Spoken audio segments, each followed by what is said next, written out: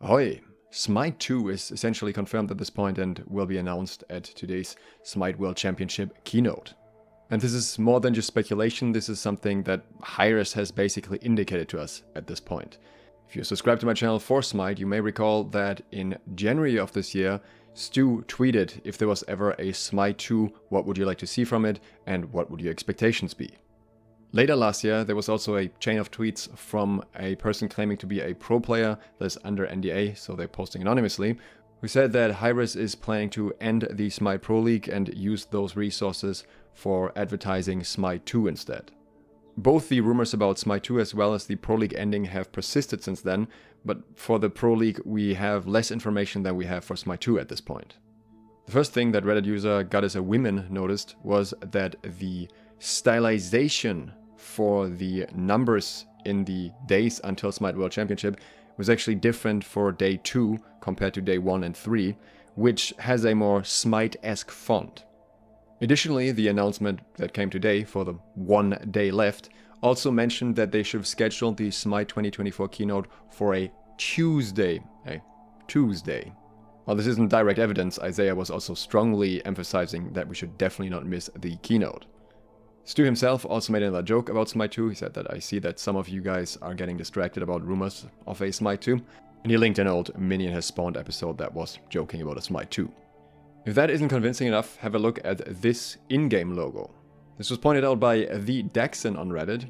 The countdown banner for the Smite World Championship actually had a stylized version for the 2 days left that was even more of an indicator of a Smite 2. You can very clearly see the S and 2 there with the Smite bolt in the middle. It doesn't even make sense for them to use this as a logo for saying 2 days if it wasn't about Smite 2.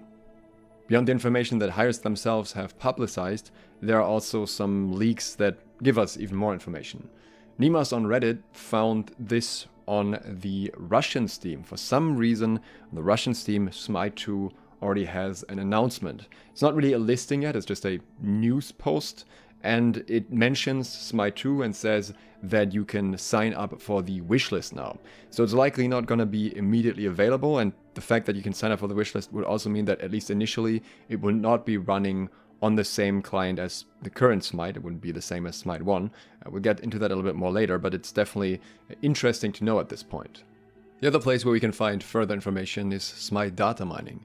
Smite 2 is mentioned in Smite's files, specifically in form of a Smite 2 Founders Pack.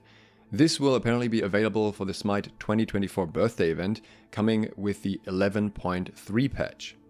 If we're going by how previous games that they have released work, then usually they have a Founders Pack phase in the beginning, where you need to buy the Founders Pack to play the game early, and then after a while you will get access for free, and you can buy additional other things, and maybe they will tie the Founders Pack in with the Ultimate God Pack or something similar as well. We'll see if they repeat that the same way they did in the last one. Now, some form of early access absolutely makes sense. I'm sure they will want to iron out a lot of issues first, they want to test a lot of things, make sure everything is working before they try to make this the main game. Before we talk more about what that implies, consider subscribing and clicking the bell if you're enjoying this video. Also, I found some throwback footage from Season 5, half as old as this game is by now, so that's gonna be fun to watch, I hope. So we know of the early access, but it's really interesting to figure out which direction this could be going in. Because on one hand, they could of course run both games and see how they perform, but that would come with risk as well, because then you're splitting apart the player base, and that is kind of difficult for a game like Smite that doesn't have a gigantic player base to begin with. So I would think it's not unlikely that in the long run they're planning to transition to bringing everyone over to Smite 2. This is something you see with other games as well, like for example with Overwatch 2, which was basically just Overwatch 1 slightly reworked, or with Counter-Strike 2.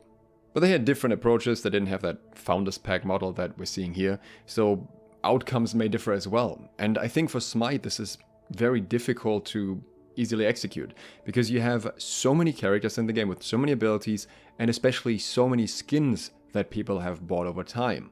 And doing a full port of everything at once seems like something that would be extremely challenging and probably come with a lot of issues as well.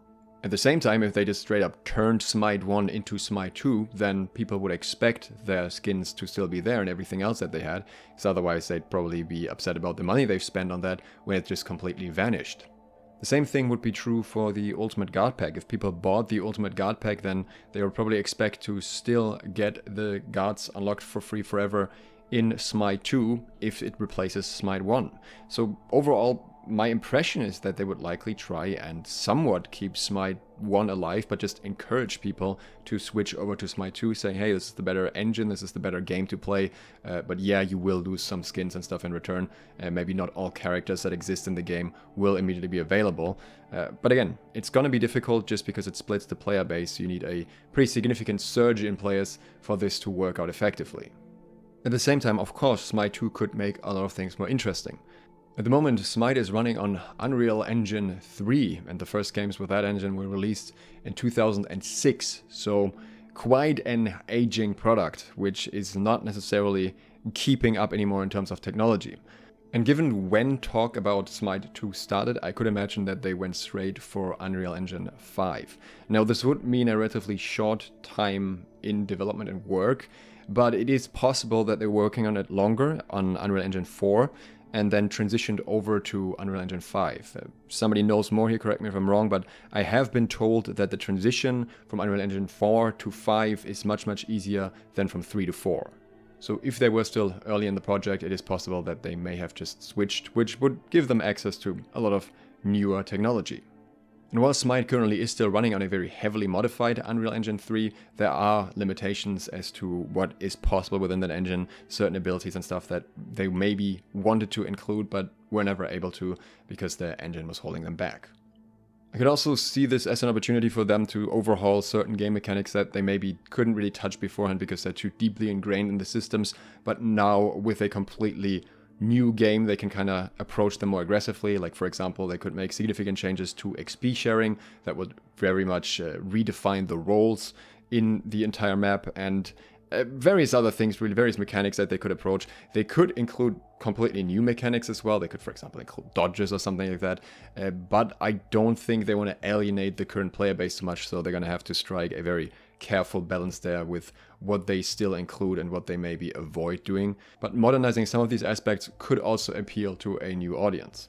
Considering the data mining information and the fact that the option to wishlist is on the Russian Steam and not the option to go straight for playing the game, I would assume that we will only get the announcement for Smite 2 coming at the Smite World Championship, and then maybe a while later we'll get that Founders Pack Early Access, which doesn't necessarily mean that it will immediately give you early access, but maybe rather you can buy it in 3 months and then maybe in 6 months you'll get access, and then whenever throughout the year we'll possibly see an early version of Smite 2 that people can try out at least and get some testing done with it. As for me, I will just see how things go. I always said that if there was ever a reason to play Smite again, it would be Smite 2, and that could also revive it in the Oceanic scene, could make it easier to find matches, so I'll keep an eye out on that for sure. If you want to hear more about this when there's more to talk about, then consider subscribing and clicking the bell. Thanks to my patrons for supporting this video, and thank you for watching. SLOTH out.